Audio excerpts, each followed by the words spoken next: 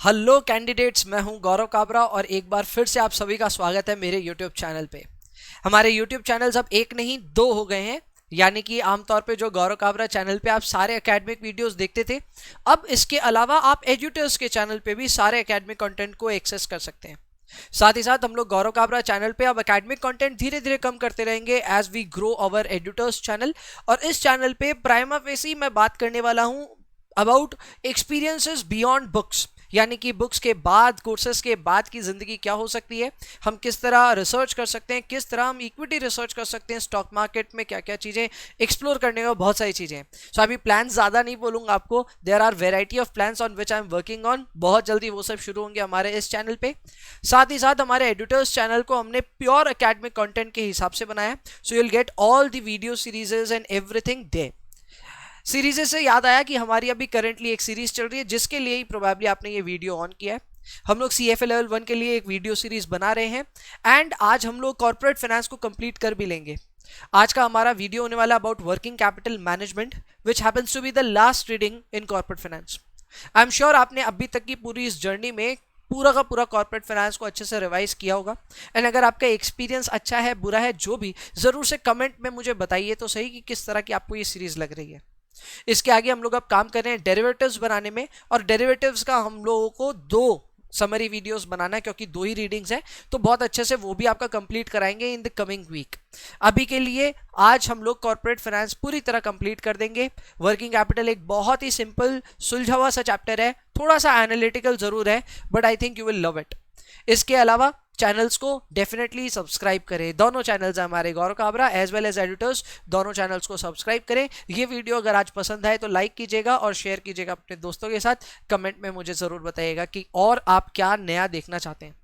मैंने आपको एक और फैसिलिटी पहले भी बताई थी, आज फिर बता देता हूं कि अगर आपको कोई पर्टिकुलर टॉपिक में कोई प्रॉब्लम आ रही है जो कि आपको लगता है समरी में हमने because of obvious reasons cover नहीं किया है, you can request for that as well. आप कमेंट में लिखें। ऑब्वियसली बहुत सारे कमेंट्स अगर हमें कोई कॉमन टॉपिक पे मिलने शुरू हो जाएंगे then we will start that as well, so that will be videos on request series kind of. तो उस पर भी हम काम करेंगे exclusively for all the CFA level 1 aspirants. So that's it for the opening commentary. Now we can start off with our video. I hope you will enjoy it. मिलते हैं video content में। So let's get started with today's summary reading.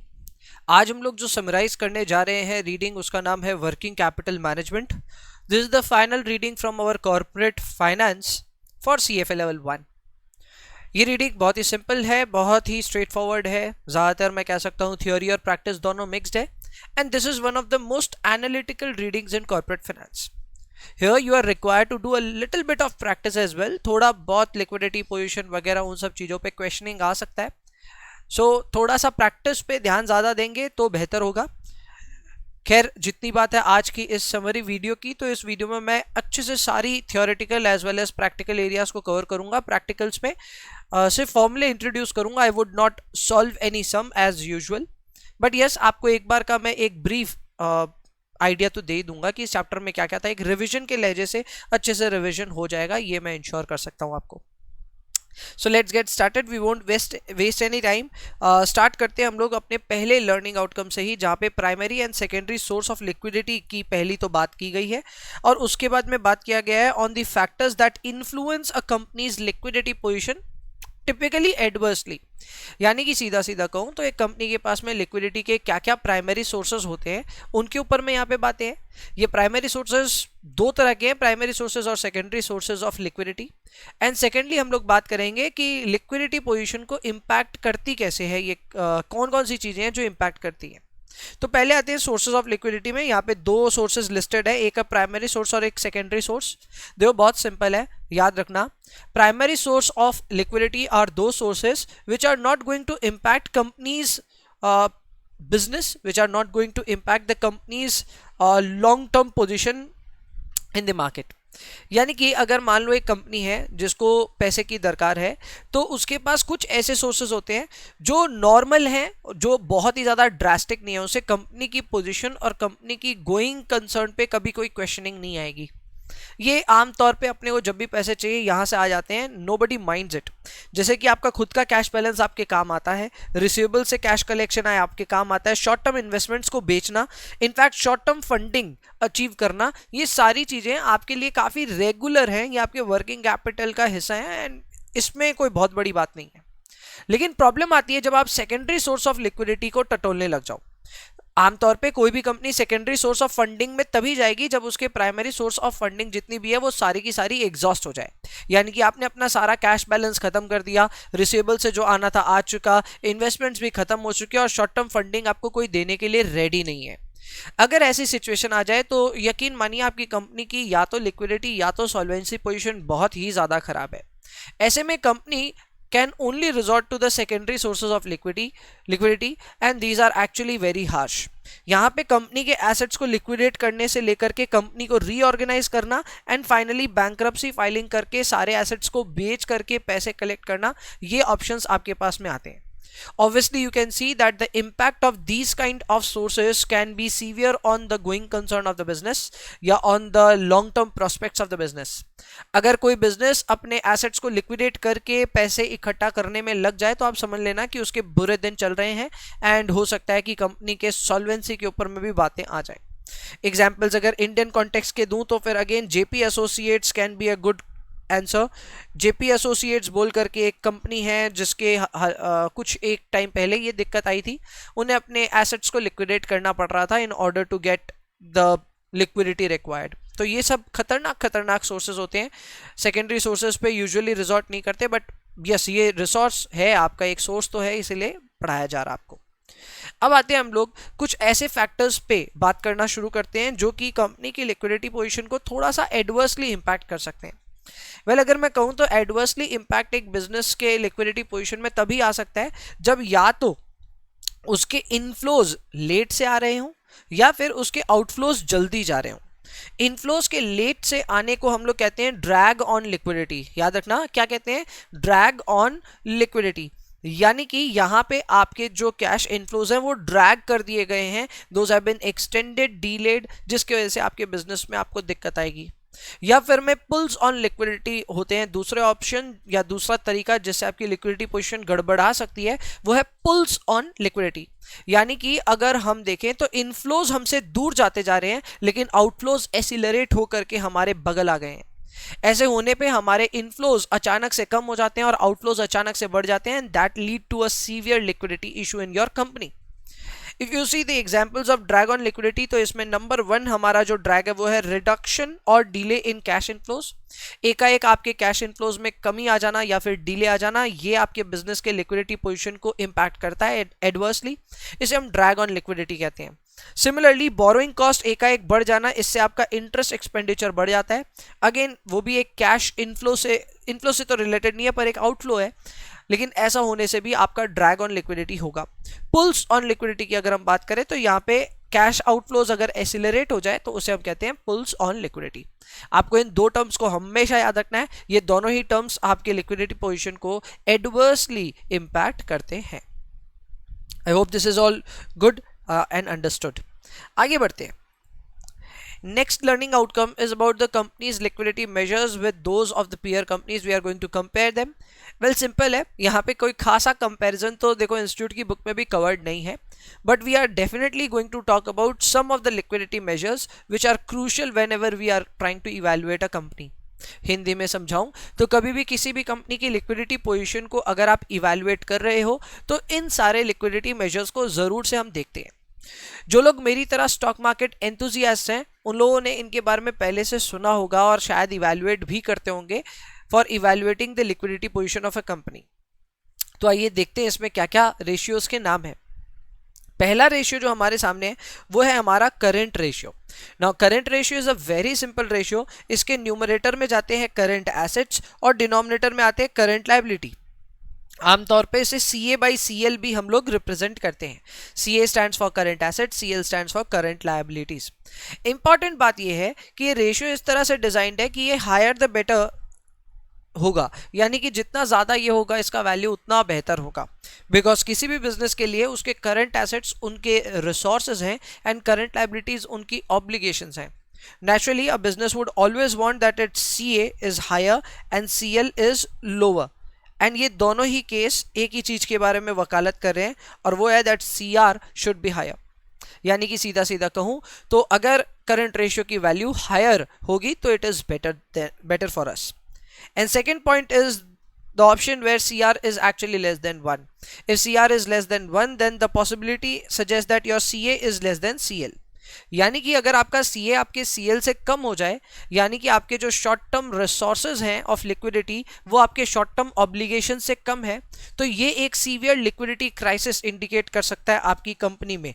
और ये obviously एक liquidity event आपके business के लिए बना सकता है. कई ऐसे एग्जाम्पल्स हमने देखे हैं इंडिया में, जैसे स्पाइस जेट के ऊपर में करीब 2017-2018 के टाइम पे एक सीवियर लिक्विडिटी क्राइसिस आया था. The similar liquidity crisis is also arising for Vodafone Idea company. तो ये होता रहता है कंपनियों के साथ में. They have to just manage their current assets and current liabilities well. हमेशा इंश्योर करना चाहिए that current ratio is greater than 1.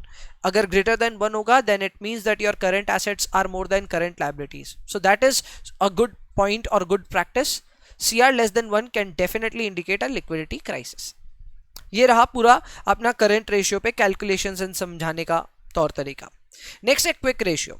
I would say quick ratio has been derived from current ratio only, लेकिन ये थोड़ा narrowed down concept है. यानी कि current ratio में एक्चुअली ना हम लोग सारे करंट एसेट्स को मान लेते हैं that those are those assets जिसको हम लिक्विडेट कर पाएंगे. हकीकत में ऐसा होता नहीं है. हकीकत में करंट एसेट्स में कई ऐसे एसेट्स होते हैं जिनको आप इजीली लिक्विडेट नहीं कर सकते. सबसे बड़ा एग्जांपल इसका होगा आपका स्टॉक. ठीक है, आपके पास में अगर स्टॉक पड़ा है, स्टॉक इन ट्रेड पड़ा है, तो इतना भी सिंपल नहीं है उसको लिक्विडेट करना. उससे पैसे बनाने में समय लगता है. मेरा यही कहना है कि पैसे बनाने में जो समय लगेगा आप उसकी अकाउंटिंग भी कीजिए. That means technically all our current assets are not very liquid and hence हम लोग को सिर्फ उन्हीं एसेट्स को लेना चाहिए जो क्विकली कैश में कन्वर्ट हो जाएंगे. ऐसे एसेट्स प्राइमरीली 3 ही तरह के हैं. Number 1 your cash and cash equivalents, number 2 your short term marketable securities and number 3 is your receivables. ये 3 आपके ऐसे सोर्सेज ऑफ लिक्विडिटी हैं, एक ऐसे पार्ट ऑफ करंट एसेट्स हैं जो इजीली लिक्विडेट हो सकते हैं, जल्द इनसे पैसे आप कलेक्ट कर सकते हैं. So I would say that current ratio के मुकाबले क्विक रेशियो एक थोड़ा ज़्यादा रिलायबल मेजर है, क्योंकि यहाँ पे ये सिर्फ उन एसेट्स को कंसिडर करता है जिन एसेट्स में लिक्विडिटी काफ़ी क्विकली आप अचीव कर सकते हो. As you can see current liabilities has been taken as it is. ठीक है, अब अगेन यहाँ पे कुछ ना जो कॉमर्स बैकग्राउंड वाले बच्चे हैं उन्होंने फॉर्मूला पढ़ा होगा CA minus stock minus prepaid divided by CL minus. Commerce वाले बच्चे ये वाला फॉर्मूला पक्का देखे हैं कभी ना कभी. करेक्ट, ये फॉर्मूला आपने देखा होगा for quick ratio. I would just like to say कि आप ये फॉर्मूला यहाँ पे CFA एग्जाम्स के लिए ना याद रखें. CFA एग्जाम्स के लिए यही फॉर्मूला रेलिवेंट है, इसी को याद रखना है. आप ज़रूर पूछेंगे कि भैया इस फॉर्मूले और उस फॉर्मूले में कोई अंतर है तो बता दो. मैं कहूँगा फॉर्मूले में अंतर नहीं है. ये फॉर्मूले को मैं डिडक्टिव स्टाइल का फॉर्मूला बोलूँगा और इस फॉर्मूले को एडिक्टिव स्टाइल का मैं फॉर्मूला बोलूँगा, या जो भी बोलें आप. तो दोनों फॉर्मूले का स्ट्रक्चर थोड़ा अलग है बट ओवरऑल जो उन दोनों की थीम है वो मैच करती है. So what you should essentially do is remember this formula of quick ratio, don't learn this formula. ये आपके अब काम का नहीं है for CFA level 1. Got the point. Again यहाँ पे जो इंपॉर्टेंट मैटर्स है वो यही है that higher the better. Obviously ये आपके लिए बेस्ट है. क्विक रेशियो जितना बड़ा होगा उतना बेटर आपके लिए. एंड सेकेंड थिंग जो मैं ऑलरेडी बोल चुका हूँ, quick ratio is a narrower concept as compare to your current ratio. So that's simple. Number third point that we are talking about is the receivables turnover. Very simple. Receivables turnover is an activity ratio. हमेशा इसके top में आप credit sales ले, नीचे ले average receivables. Average receivables का मतलब हो गया opening value of receivables plus closing value of receivables divided by 2. यानी कि मैं इसको ऐसे लिख सकता हूँ opening debtors plus closing debtors divided by 2. That is going to give you your average receivables. ठीक है, इस एवरेज रिसीवेबल को आपको रखना है डिनोमिनेटर में, न्यूमरेटर में रखना है क्रेडिट सेल्स को. इंपॉर्टेंट ये है कि आप ये रिसीवेबल्स टर्नओवर को इंडस्ट्री नॉर्म्स के बराबर रखें तो बेहतर है.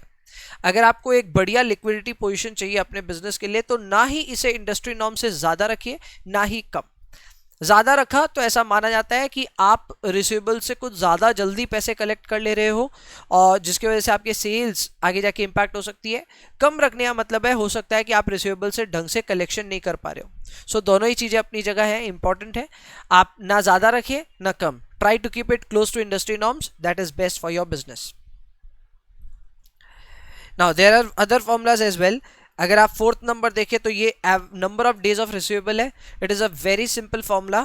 Take 365 days in the top, divide कर दीजिए इसको रिसीवेबल टर्नओवर रेशियो से। कई लोग इसे DTR भी कहते हैं, DTR stands for debtor turnover ratio. So वही आपको 365 days divided by debtor turnover ratio करना है। जो रिजल्ट आया वो आपको बताएगा कि ऑन एन एवरेज आप कितने दिन में अपने रिसीवेबल से पैसे कलेक्ट कर पा रहे हैं। Obviously you would want to keep this neither too high not too low. आप ट्राई कीजिए कि आप इसको भी अपने इंडस्ट्री नॉर्म्स के अगल बगल रखें, क्योंकि अगेन आपने अगर इसको कुछ ज्यादा हाई कर दिया तो उसका मतलब होगा कि आप डेटर्स से पैसे कलेक्ट नहीं कर पा रहे हो, और ज्यादा लो रख दिया तो इसका मतलब ये होगा कि डेटर्स को आप कुछ ज्यादा ही तेजी से पैसे मांग लेते हो, जिसकी वजह से सेल्स हर्ट हो सकती है। So obviously keep close to the industry norms, that's the final say. Similarly, fifth formula is inventory turnover ratio. The formula is very simple. जैसा लास्ट फॉर्मूला था वैसा ही ये है, बस यहाँ पे टोटल सेल्स या क्रेडिट सेल्स ऊपर में ना लेकर के COGS ले रहे हैं एंड नीचे में हम ले रहे हैं एवरेज इन्वेंट्री। नियम काफी सिंपल है। Since inventory is valued usually at cost, hence we are taking COGS rather than sales। जिनको नहीं पता उनको मैं बता दूं, COGS is sales minus gross profit. यानी कि अगर आपका डिनोमिनेटर कॉस्ट पे मेजर्ड है तो फिर आपका न्यूमरेटर भी कॉस्ट पे मेजर्ड होना चाहिए, and for that reason we have deducted the gross profit from the sales to get our COGS, and that is what we are taking in the numerator. ये सीधा का सीधा यहां लिया गया। Got the point? ये इसके पीछे का लॉजिक है। अगेन क्लास में डिस्कस था, इसलिए मैं इसको फटाफट बोल करके निकल रहा हूँ। मैक्सिमम लोगों को ये पहले से पता होना चाहिए जिन्होंने ऑब्वियसली ये रिवीजन कर रहे हैं। जो रिवीजन नहीं कर रहे, पहली बार इन वीडियोस को देख रहे हैं, चिंता मत कीजिए, थोड़ा फास्ट लगेगा जरूर आपको ये रिवीजन, बट आप जब पढ़ाई करोगे तब आपको सब क्लियर होना शुरू हो जाएगा। ठीक है, next point number 6 is the number of days of inventory. Similar तरीका है, जिस तरह आपने 365 डेज बाई DTR किया वैसे ही यहाँ पे भी 365 डेज बाई ITR कर दीजिए आप। ITR stands for inventory turnover ratio. Again keep this close to industry norms. ठीक है, पॉइंट नंबर 7 और पॉइंट नंबर 8 में आपके लिए छोड़ के जा रहा हूँ, कुछ नहीं है सर, एकदम सिमिलर लाइंस में है। जिस तरह रिसीवेबल्स के लिए पढ़ा था वैसे ही पेबल्स के लिए आप पढ़ रहे हो यहाँ पे। ठीक है, very simple, I am leaving you with this. चलो आगे बढ़ते हैं। Okay, next up is learning outcome C. Learning outcome C में प्राइमरीली हम बात करने वाले हैं about operating cycle and the cash conversion cycle. Simple है, कुछ बहुत ज्यादा मुश्किल नहीं है। ठीक है, operating cycle basically total number of days होता है। ठीक है, it is total number of days.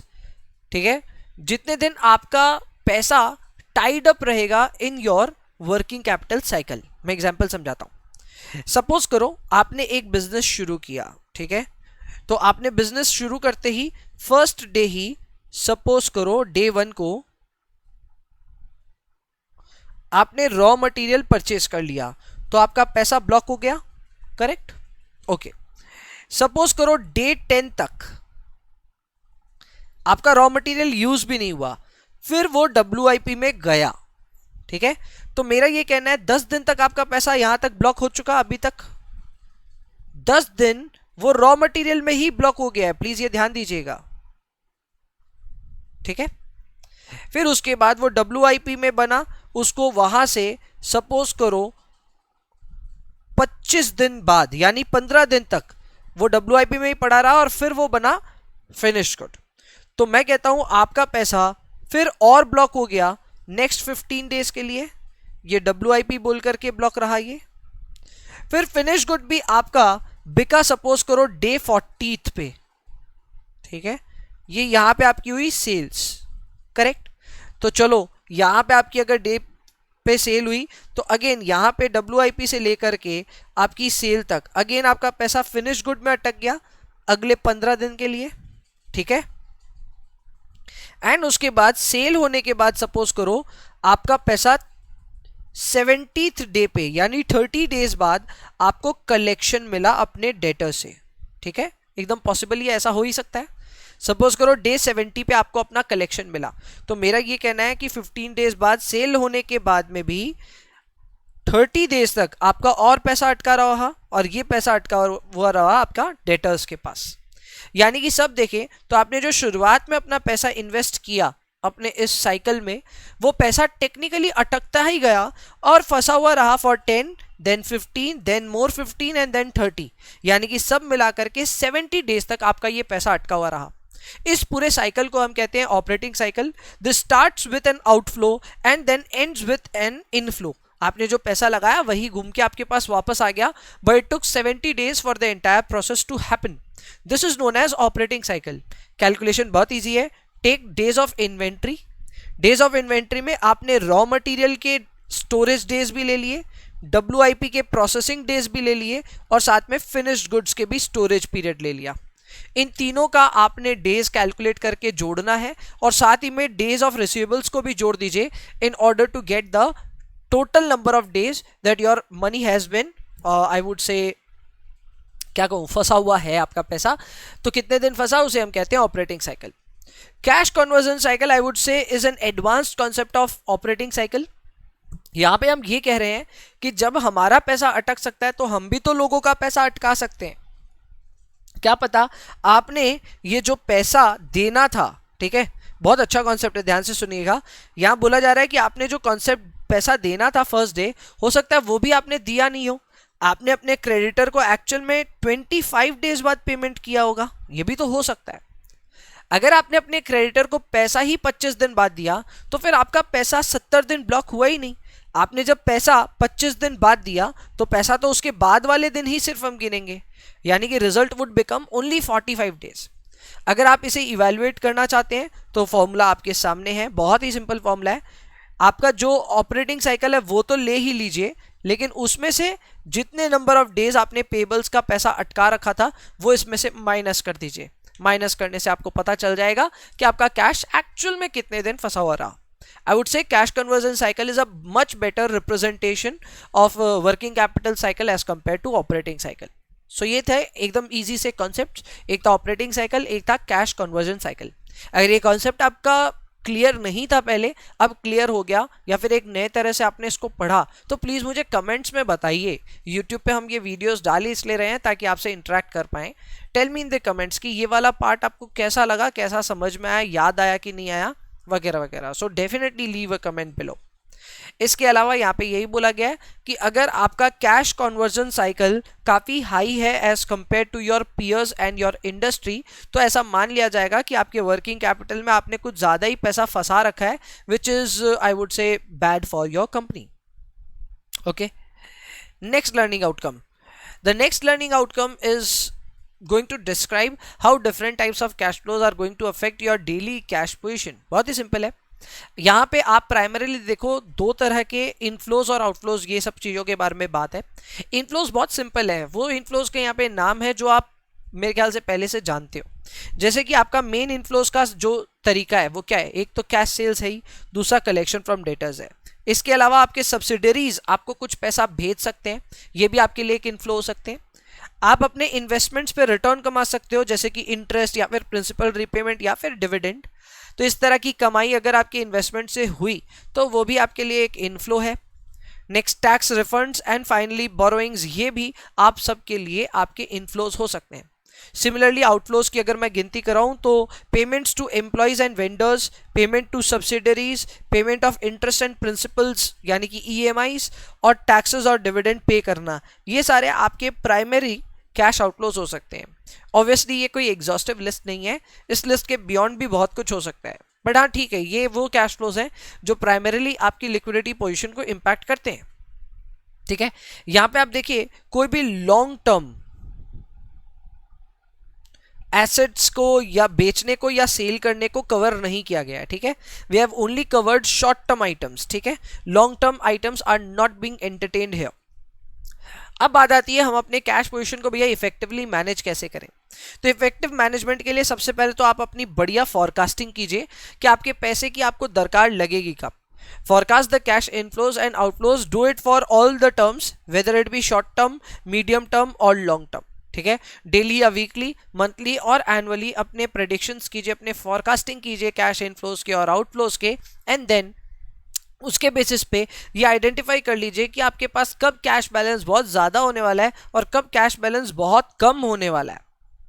ठीक है, उसके हिसाब से you can take your call कि आप अपने पैसे का क्या करोगे। मैं इसमें एक एग्जांपल दे सकता हूँ, एक बहुत ही नामी कंपनी है पिडलाइट। ठीक है, it is into chemical sector. मैं बता देता हूँ, मेरे पास ये शेयर्स हैं भी। ठीक है, ये कंपनी का मैंने देखा था कैश मैनेजमेंट का सिस्टम बड़ा अजीब है, थोड़ा सा मुझे अजीब ज़रूर लगा। इस कंपनी के पास में जब भी फॉरकास्ट के अनुसार ज़्यादा पैसे हाथ में रहते हैं तो ये कंपनी म्यूचुअल फंड्स खरीद लेती है। Rather than investing their money into money market instruments, ये लोग म्यूचुअल फंड्स खरीद लेते हैं। ठीक है, एंड वापस जब पैसा इनके हाथ में कम हो जाता है तो ये म्यूचुअल फंड्स को लिक्विडेट भी कर देते हैं। I don't know whether this strategy works for them और नॉट, पैसे बनते हैं कि नहीं, but yes they have been doing this. थोड़ा मेरे को भी अजीब लगा कि ऐसा क्यों करती है company, but yes they have been doing this to manage their cash position. यानी कि कैश पोजीशन इफेक्टिवली मैनेज कैसे करना है, उसका सीधा सीधा तरकीब यही है कि सबसे पहले आप फॉरकास्ट कर लो कि आपके कैश इनफ्लोज और आउटफ्लोज क्या होने वाले हैं over short term, medium term as well as long term, and then find out whether you will be having very high cash और low cash, and depending on that you can obviously take your call कि आपको कैसे कैसे invest करना है। Okay, सो ये रहा अपना लर्निंग आउटकम डी। आगे बढ़ते हैं लर्निंग आउटकम ई की ओर। Learning outcome E I would say थोड़ा बहुत शुरुआत में यील्ड कैलकुलेशंस वगैरह कवर्ड है, which I am not covering in this video. फॉर्मूले आप सबके सामने है, आप फॉर्मूले देखें, इनसे प्रैक्टिस आएगी ज़रूर, क्वेश्चन ज़रूर आएंगे। अगेन एक और डिस्क्लेमर दे देना चाहता हूँ कि ये सारे फॉर्मूले आपने क्वांट्स में भी देखे होंगे या फिर देख लेंगे, अगर आप अभी तक आपने नहीं पढ़ा है तो वहाँ से ये थोड़े मिलते जुलते लग सकते हैं या फिर अलग अलग भी लग सकते हैं। So take your call accordingly, आपके दोनों के हो सकते हैं फॉर्मूला आपस में कॉन्फ्लिक्टिंग हो, सो थोड़ा ध्यान दीजिएगा इस पर। अब आते हैं अपने इन्वेस्टमेंट पॉलिसी स्टेटमेंट वाले कॉन्सेप्ट में। आप इसे स्टेटमेंट बोलें या फिर गाइडलाइन बोलें, सब एक ही बात है। ठीक है, किसी भी बिजनेस में ये जरूर एक गाइडलाइन जरूर रखी जाती है कि कैश मैनेजमेंट होगा कैसे, how would a company manage it cash. जैसे पिडलाइट के केस में मैंने आपको समझाया कि उसके कैश के अप एंड डाउन के हिसाब से वो लोग अपने म्यूचुअल फंड्स में एंट्री और एग्जिट लेते हैं। ठीक है, अब इसके लिए ऑब्वियसली उनकी कंपनी, उनकी मैनेजमेंट ने ये डिसाइड किया होगा उसके लिए over a long period of time, तो वो वैसा ही कर रहे हैं। तो ये जो डिसीजन है ये गाइडलाइंस के तौर पे ले लिया जाता है बिजनेसेस में। ठीक है, इन गाइडलाइंस में क्या क्या रहती है एक एक करके देखते हैं। सबसे पहला आपको ये पता करना पड़ेगा कि कैश मैनेजमेंट का आपका ऑब्जेक्टिव क्या है, whether you want to make money और you want to protect your money. ये आपका एक इंपॉर्टेंट क्वेश्चन आता है। एग्जाम्पल के तौर पे अगर मैं एक और कंपनी का नाम लूँ यहाँ पे, तो आई वुड से नाम है बर्कशायर हैथवे। ठीक है, पक्का नाम है कि आपने इसका नाम सुना होगा। बर्कशायर हैथवे वॉरेन बफेट की कंपनी है और इनके यहाँ पे मैं कह सकता हूँ इन्वेस्टमेंट पॉलिसी स्टेटमेंट थोड़ा अलग है। ये कैश मैनेजमेंट के नाम पे ना इनका काफ़ी भरोसा रहता है ट्रेजरीज पे। इनको जब लगता है कि स्टॉक मार्केट में इनके पास में कोई बहुत ज़्यादा ऑप्शंस नहीं है, मार्केट डामाडोल है, तो ये अपने पैसे ट्रेजरीज में डाल देते हैं, यानी कि वहाँ के मैं कह सकता हूँ वहाँ के गवर्नमेंट बॉन्ड्स वगैरह में अपने पैसे डाल देते हैं। ऑब्वियसली वो काफ़ी हद तक क्रेडिट रिस्क फ्री है और लिक्विडिटी भी काफ़ी रहती है, तो you can any day get into it and get out of it, वो भी एक पॉसिबिलिटी रहती है। बट ये सब तभी संभव हुआ जब कंपनी ने अपनी कैश मैनेजमेंट प्रोग्राम की एक ऑब्जेक्टिव तय किया। उनका मेन ऑब्जेक्टिव क्या था? So their objective primarily is reduction of risk, so they are taking exposure in treasuries. So वो आपके ऑब्जेक्टिव फ्रेम करने बहुत ज़रूरी है। नेक्स्ट ये डिसाइड करना बहुत ज़रूरी है कि कौन ऑथराइज्ड है इन सिक्योरिटीज़ को परचेज करने के लिए, या फिर कोई पर्टिकुलर टाइप ऑफ सिक्योरिटीज अगर लेनी हो तो क्या ऑथराइजेशन नीडेड है, पोर्टफोलियो में क्या क्या लिमिटेशंस हैं, आप पोर्टफोलियो को किस अलग अलग इन्वेस्टमेंट्स में नहीं ले जा सकते, and finally what would be the procedure if the guidelines are being violated. तो ये सारी चीज़ें आपके इस पॉलिसी स्टेटमेंट और गाइडलाइंस में अगर मेंशन्ड हो तो आप एफिशिएंटली अपने पैसे को मैनेज कर पाओगे अपने बिजनेस में, and that is I would से an important point here. Learning outcome F simple है, ज़्यादा कुछ है नहीं इसमें। Talking of learning outcome F, I would say that यहाँ पे हम लोग बेसिकली ये बात करना चाह रहे हैं कि हम जब भी अपनी वर्किंग कैपिटल मैनेजमेंट की प्रैक्टिसेस को कंपेयर करना चाहें अपने पीयर कंपनी से या फिर मैं अपनी इंडस्ट्री से, तो हमें क्या कंपेयर करना चाहिए। तो देखो प्राइमरीली 3 चीज़ें ही कंपेयर होती है वर्किंग कैपिटल मैनेजमेंट की एनालिसिस करते वक्त। नंबर 1 आपके डेज ऑफ इन्वेंट्री, यानी कि आपके यहाँ पे इन्वेंट्री कितने दिन फंसा हुआ रहता है as compare to your peers. Example के तौर पे if your number of days of inventory is supposedly 50 days, correct, and for your peers it is only 20 days, ठीक है। आपकी अधिकतर इस इंडस्ट्री में सारी कंपनीज अपनी इन्वेंट्री सिर्फ 20 दिन अपने पास रखती है और बाद बाकी वो बिकती रहती है। वहीं पे आपके पास 50 दिन तक आपकी इन्वेंट्री रहती है। अब इसके 2 ही मायने हैं, either you are actually accumulating your inventory और you are not being able to sell your liquidity quite often. तो ये एक प्रॉब्लम है। आपको डेज ऑफ इन्वेंट्री पहले भी मैं बोल के आ चुका हूं कि इसको आपको क्लोज रखना है टू इंडस्ट्री नॉर्म्स, तो उस चीज का ख्याल जरूर रखते हैं। तो पहला आप कंपैरिजन डेज ऑफ इन्वेंट्री का जरूर करें। नेक्स्ट, वैसे ही आपको डेज ऑफ रिसीवेबल का कंपैरिजन करना चाहिए, ना ही बहुत ज़्यादा हाई ना ही बहुत ज़्यादा लो डिजायर्ड है। पेबल्स का भी नंबर ऑफ डेज कैलकुलेट करना चाहिए। So these are 3 parameters I would say that you need to compare. Now the second important question lies कि ये कंपैरिजन भैया करे किससे। तो कंपैरिजन अगर आपको करना है तो you can first draw a comparison as regards to your industry average.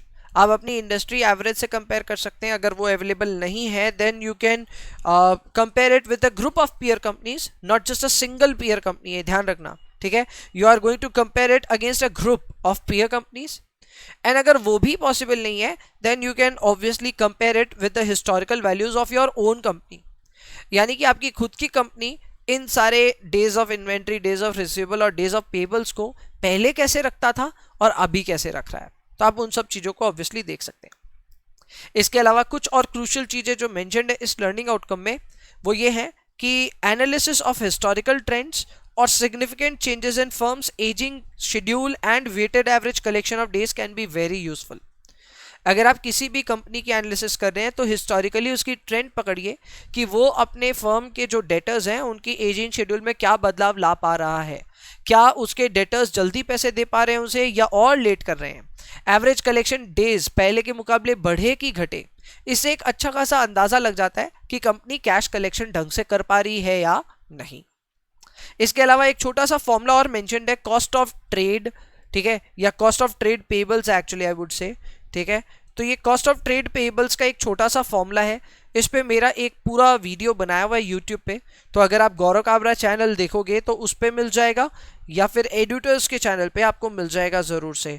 तो आप वहाँ से चाहो तो ये डिटेल्ड वीडियो भी देख सकते हो। अदरवाइज यहाँ पे सिर्फ आप इस फॉर्मूले को नोटिस करना, ये फॉर्मूले का एप्लीकेशन पे मुझे लगता है एक क्वेश्चन आना चाहिए, ठीक है। Formula is very simple, it is 1 plus discounted percentage divided by 1 minus discount percentage to the power 365 by t minus 1 where t is the days past discount, ठीक है। बहुत ही सही ये तरकीब है, बहुत ही गजब चीज है, प्रॉपरली एक्सप्लेन्ड है इन अ सेपरेट वीडियो, इसलिए मैं यहाँ पे कवर नहीं कर रहा। आगे बढ़ रहे हैं।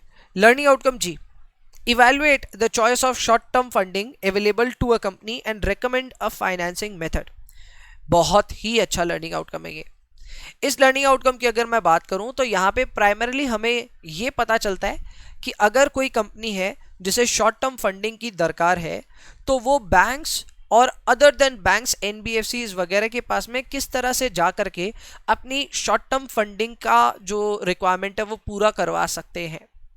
तो देखो आमतौर पे ये बात हम सब जानते हैं कि अगर आपको फंडिंग चाहिए तो आप सबसे पहले बैंक्स के पास जाओ, because they are going to offer you lower rates. अगर बैंक्स नहीं दे पाती है तो फिर आप अदर देन बैंक्स यानी कि एनबीएफसी वगैरह के रूट में जाओ, लेकिन प्राइमरीली आपका पहला टारगेट होना चाहिए बैंक्स। तो देखो बैंक्स के पास में आपके पास जो फंडिंग के कई सारे ऑप्शंस हैं वो यहाँ पे लिस्टेड है। पहला ऑप्शन जो आपके पास है वो है अनकमिटेड लाइन ऑफ क्रेडिट, यानी कि आपके बैंक के साथ में अच्छे रिलेशनशिप्स हैं, आपका अच्छा अकाउंट है उनके पास में। सो आप बैंक वाले को जब भी बोलते हो कि सर मुझे जब फंडिंग मिलना चाहेगी तो आप दे देंगे ना, वो हमेशा आपको कहेंगे हाँ सर मिल जाएगा आपको फंडिंग।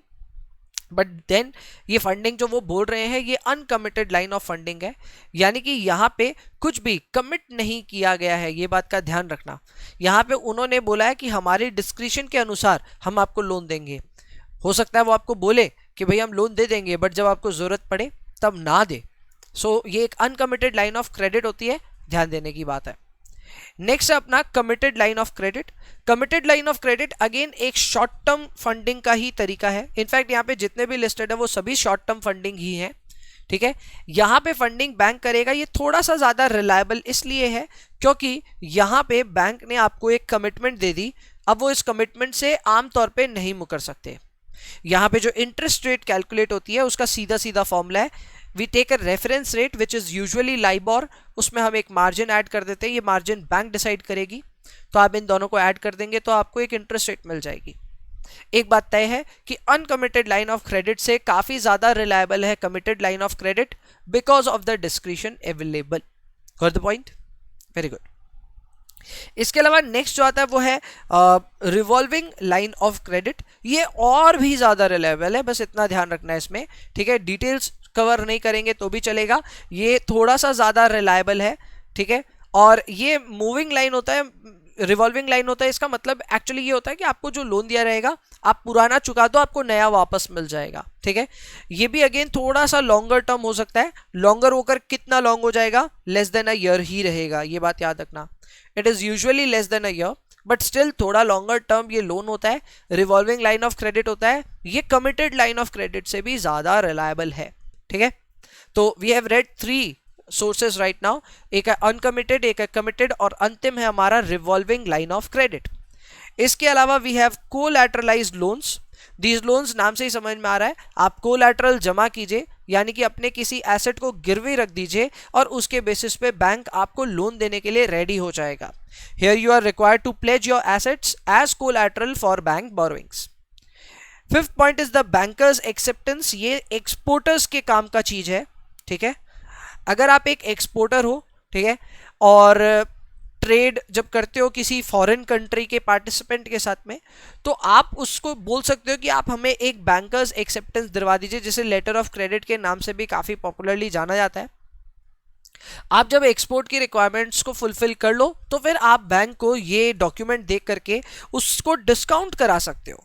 इसे हम कहते हैं discounting of the bankers acceptance.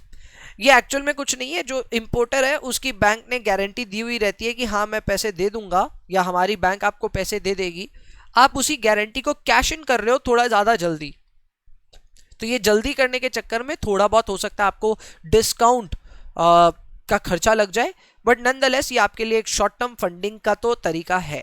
So banker acceptance I would say again is a short term funding source that you can obtain from a bank. And again the sixth point is factoring. Everybody knows this कि ये क्या है। यहाँ पे आप basically अपने receivables को cell of कर देते हो, या फिर उनके बदले आप कोई छोटा मोटा, मैं कह सकता हूँ, एक फंडिंग ले लेते हो। ऑब्वियसली उस पर कमीशन और इंटरेस्ट पेबल होता है, बट एक फायदा जरूर है कि आप अपने रिसीवेबल से कलेक्शन आने से पहले इस पैसे को एंजॉय कर सकते हो। So again this is a short term funding that you can obtain from a bank. So ये थी हमारी 6 शॉर्ट टर्म फंडिंग्स। एक बार फिर से दोहरा लेने चाहिए इनके नाम। पहला है अनकमिटेड लाइन ऑफ क्रेडिट, दूसरा है कमिटेड, फिर revolving line of credit, collateralised loan, bankers acceptance, and finally factoring. अगर मैं बात करूं अपने नेक्स्ट पॉइंट की, तो वो है short term funding but from non banking sources. यहाँ पे पहला तो एनबीएफसी आता है, ठीक है। अगर आपको कोई बैंक लोन देने से मना कर दे, you can obviously go to take a loan from an NBFC. Example के तौर पे सीधा सीधा कहूं तो अगर आपको एचडीएफसी बैंक ने मना कर दिया, ठीक है, तो फिर आप बजाज फाइनेंस के पास चले जाओ। तो इस तरह से आप ऑब्वियसली लोन्स ले सकते हो, ठीक है। बस प्रॉब्लम यही होती है कि जो एनबीएफसी होती है वो प्राइमरीली सिर्फ एसएमईज को ही लोन देती है। बहुत बड़ी कंपनियों को लोन एनबीएफसी इसलिए नहीं दे पाती क्योंकि उनके खुद के पास उतने पैसे नहीं होते, ठीक है। So NBFC, Bajaj Finance obviously is an exception, ये बहुत ही ज्यादा बड़ी कंपनी है, बट अदरवाइज ज्यादातर एनबीएफसी छोटे लेवल पे काम करती है, वो एसएमईज तक को सर्व कर सकती है, उससे ज्यादा नहीं, ठीक है। Obviously the cost of funding is higher than the banks. उसका मेन कारण ये है दैट कई केसेस में even NBFCs are funded by banks. यानी कि एनबीएफसी खुद किसी बैंक से लोन लेती है और बाद में वो लोन आपको देती है, ठीक है। तो ऑब्वियसली रेट तो बढ़ेगा ही ना, यहां एक रेट है, उस रेट के ऊपर में कुछ ऐड ही होगा, तो you will get a, I would से you will get a little more expensive loan here. एक और बहुत ही इंटरेस्टिंग मैकेनिज्म है जिसके थ्रू आप शॉर्ट टर्म फंडिंग ऑब्टेन कर सकते हो, यह है कमर्शियल पेपर। ये एक मनी मार्केट इंस्ट्रूमेंट है आई वुड से, लेकिन ये हर किसी कंपनी के पास में ऑप्शन नहीं है। अगर आपकी कंपनी एक बहुत ही बड़ी कंपनी है और उसकी क्रेडिट वर्दिनेस बहुत ही ज्यादा है, तो वो लोग कमर्शियल पेपर्स इशू कर सकते हैं। Commercial papers are essentially short term instruments, debt instruments होते हैं, जिसमें या तो इन्वेस्टर्स या तो डीलर्स इन्वेस्टमेंट करते हैं, they give their money to the company for some period of time, इसके बदले में ऑब्वियसली इंटरेस्ट तो मिलता ही है, एंड ये एक काफ़ी सिक्योर्ड भी होता है तरीका, क्योंकि यहाँ पे इन्वेस्टर्स को ना काफ़ी भरोसा है, एक तो कंपनी बहुत बड़ी, ऊपर से क्रेडिट वर्दिनेस भी बहुत अच्छी है, so everybody is quite excited, and हो सकता है कि यहाँ पे आपको लोन अच्छे से मिल जाए, आराम से मिल जाए। सो येट अगेन आई वुड से it is a non banking good source of short term funding, but open for only large credit वर्दी कंपनीज, ठीक है। यहाँ पे ऑब्वियसली अगर मैं रिलायंस कम्युनिकेशन जैसी कंपनी की बात करूँ तो उनको कमर्शियल पेपर इशू करने को नहीं मिलेगा कभी भी। अगर वो इशू करना भी चाहेंगे तो इन्वेस्टर्स कभी भी ऐसे इश्यूज में पार्टिसिपेट करेंगे नहीं, ये बात याद रखना। उसी कंपैरिजन में अगर रिलायंस जियो लेकर के आ जाए कोई कमर्शियल पेपर, तो प्रोबेबली शायद सभी लोग अपना पैसा लगाना चाहेंगे। So large credit worthiness have this additional option. Again goes without saying, commercial paper आपको interest काफ़ी कम लगता है than bank borrowing। इसका मेन कारण यही है कि यहाँ पे ना बैंक्स के साथ आप डील नहीं कर रहे हो, you are dealing with investors, and investors की भूख इतनी ज़्यादा नहीं होती। अगर उनका पैसा प्रोटेक्ट हो जाए, if they get the feeling कि हाँ उनका पैसा प्रोटेक्टेड रहेगा, क्रेडिट वर्दी हैंड्स में है, तो फिर उनको कोई प्रॉब्लम नहीं है, they can even settle for lesser interest rate, ये बात याद रखना। Got the point. तो ये रहे अपने नॉन बैंकिंग सोर्सेस, जो कि थे पहला funding from an NBFC and दूसरा था कमर्शियल पेपर।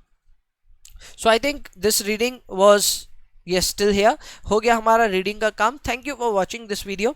सब्सक्राइब आपको 2 चैनल्स पे करना है, मैं हमेशा आपको बोलता हूँ, गौरव काबरा और एडिटर्स, ये 2 चैनल्स पे प्लीज सब्सक्राइब करें। मैं देख रहा हूँ एडिटर्स के चैनल पे अभी सब्सक्रिप्शंस काफ़ी कम है, सो आई वुड रिक्वेस्ट यू कि अगर आपको ये कंटेंट अच्छा लग रहा है, आपके फायदे का लग रहा है, तो एडिटर्स के चैनल पे सब्सक्राइबर्स बढ़ा के दिखाइए, आप प्लीज सब्सक्राइब करें।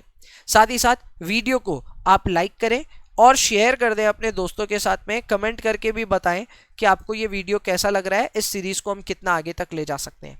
सो that's it for this video. आज के इस सीरीज में ये हमारा वीडियो यहीं तक रहा।